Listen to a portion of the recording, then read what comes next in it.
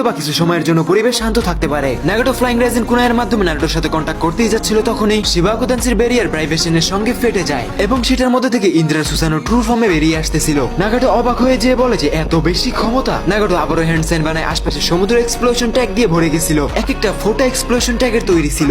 ইন্দ্রা বলে যে ও আচ্ছা, তোমরা পুরো সমুদ্রটা কি পেপার বম দিয়ে বানিয়ে রাখছো? তোমাদের প্রশংসা করতেই হবে, আমি প্রথম এরকম কিছু দেখতেছি, মনে হচ্ছে যে তোমরা অনেক মজাদার কিছু করতে যাচ্ছ। নাগাটো বলে যে বাম বলা উইরা যা মাঙ্গের বলা। সঙ্গে সঙ্গে পুরো এরিয়াটা একটি ভয়ঙ্কর ডিস্ট্রাকশনে পরিণত হয়ে যায়। এক্সপ্লোশনের রেডিয়েশন ইন্দ্রার সুসানোকে পুরোপুরি ঘিরে ধরছিল। এই পর্যায়ে যদিও ইন্দ্রার কাছে রিএনিমেট বডি ছিল, তাও নাগাটোর এই অ্যাটাকটাতে সে মৃত্যুর ভয় পাইতেছিল। নাগাটোর উদ্দেশ্য ছিল যে একে যত সময় আটকে রাখা যায় ততক্ষণে কোনান ভিলেজার্সদের বাইরে নিয়ে যেতে পারবে। এক্সপ্লোশন লাগাতার 10 মিনিট চলার পরে সেটা যখন ক্লিয়ার হইতে শুরু করে তখন দেখতে পায় ইন্দ্রার সুসানো কেবলমাত্র অর্ধেক ড্যামেজই হয়েছে। ইন্দ্রা বলে যে অনেক ভালো খেলা দেখাইছো, এটার প্রাইজ হিসেবে আমিও তোমাকে কিছু দিতে চাই। ইন্দ্রা লিটারালি নিজের সুসানো দিয়ে হ্যান্ড সাইন বানায়। নেচার এনার্জি লিমিটলেস স্পিডে ইন্দ্রা সুসানোর মধ্যে স্টোর হইতেছিল। সেনজুৎসুর প্রভাবে সুসানোর আকারও খুবই বড় হইতেছিল। দেন ড্যামেজ হয়ে যাওয়া সুসানো আরো বেশি প্রপার পাওয়ার নিয়ে আরো বেশি স্ট্রেংথ নিয়ে সামনে দাঁড়ায়, যেটা দেখার পরে নাগাটো একদমই ভয় পেয়ে যায়। নারুটো হিডেন লিভ ভিলেজ থেকে জাম্প করে ওমেগাগুরোর পরিবেশ দেখতেছিল, কারণ সেও সেনজুৎসুতে মোটামুটি ভালো পারদর্শী ছিল। সে ফিল করতে পারে যে নেচার এনার্জি ওইদিকেই যাচ্ছিল। তার মনে হঠাৎই কোনো খারাপ কিছুর ইঙ্গিত দিচ্ছিল। সে ডিরেক্ট ফ্লাইং রাইজেন অ্যাক্টিভেট করে ওমেগাগুরোর সেই জায়গাটাতে যায় যেখানে চক্র সবচেয়ে বেশি হেভি ওয়েট ফিল করা যাচ্ছিল,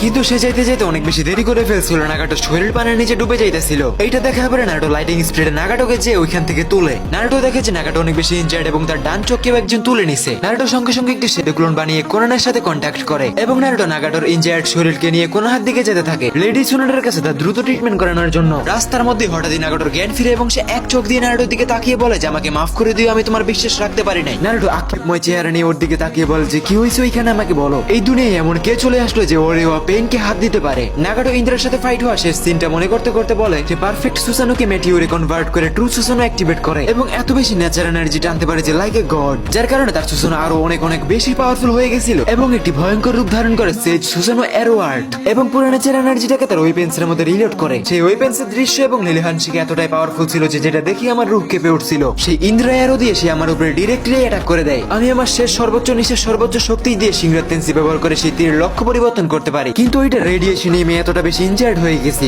এইটা শোনার পরে নারুটো উজুমাকি একদমই স্তব্ধ হয়ে যায়। ব্ল্যাক জেটসু কাগুয়াকে জীবিত করার জন্য ইন্দ্রাকে নিজের পুতুল বানিয়ে ফেলছে। নাগাটো নিজের খালি চোখের গর্তে হাত দিয়ে বলে যে ইন্দ্রা হয়তো খুব তাড়াতাড়ি সশরীরে রিভাইভ হইতে পারে। জাস্ট একটা রিএনিমেট করা বডির মাধ্যমে সে আমাকে সহ দেইদারা এবং কাকুজোকেও হারিয়ে দিয়েছে। যদি সে একবার কোনোভাবে পুরোপুরি জীবিত হয়ে যায় তাহলে তার শক্তির কোনো ধারণাও করতে পারবে না। অন্যদিকে একটা অন্ধকার গুহাতে ব্ল্যাক জেটসু ইন্দ্রাকে জিজ্ঞাসা করে যে তুমি নাগাটোর শুধুমাত্র একটা চুকি কেন নিছো? ঠান্ডা গলায় ইন্দ্রা উত্তর দেয় যে আমি শুধু নিজেকে জীবিত করার জন্য এটা নিয়েছি, নিজের ক্ষমতা বাড়ানোর জন্য না। তুমি জানো না আমার শরীর যখন পুনরায় রিভাইভ হবে তখন আমি জাগ্রত করবো রেনেগানের আসল ক্ষমতা। ব্ল্যাক জেটসু এখানে ইন্দ্রাকে আর কোনো প্রশ্ন করে না, কারণ তার উদ্দেশ্য ছিল ইন্দ্রাকে ফুল পটেনশিয়ালে নিয়ে আসা। ইন্দ্রা ওইখানে রেনেগান নিজের চোখে লাগিয়ে প্রসেসিং শুরু করে দেয়। সে নিজের সাথে একটু হোয়াইট জেটসুকে একেবারে মিলিয়ে ফেলে এবং নিজের শরীরকে কন্ট্রোল করতে করতে সে হ্যান্ড সাইন বানিয়ে পারফর্ম করে রেনে তেনসি। হঠাৎ একটি গোল্ডেন অরা ইন্দ্রার পুরো শরীরকে ঘিরে ধরছিল, যেটা সময়ের ব্যবধানে ইন্দ্রার পুরো শরীরে ছড়িয়ে যায়। তখন একটি ছোটখাটো বিস্ফোরণ হয় এবং সে ফিল করতে পারে তার শরীরে রক্ত বইতেছে। সে ফিল করে তার শরীরের গরম রক্ত এবং অসীম ক্ষমতা। ইন্দ্রা জোরে জোরে পাগলের মতো হাসতে হাসতে বলে যে এইবার শুরু হবে আসল যুদ্ধ।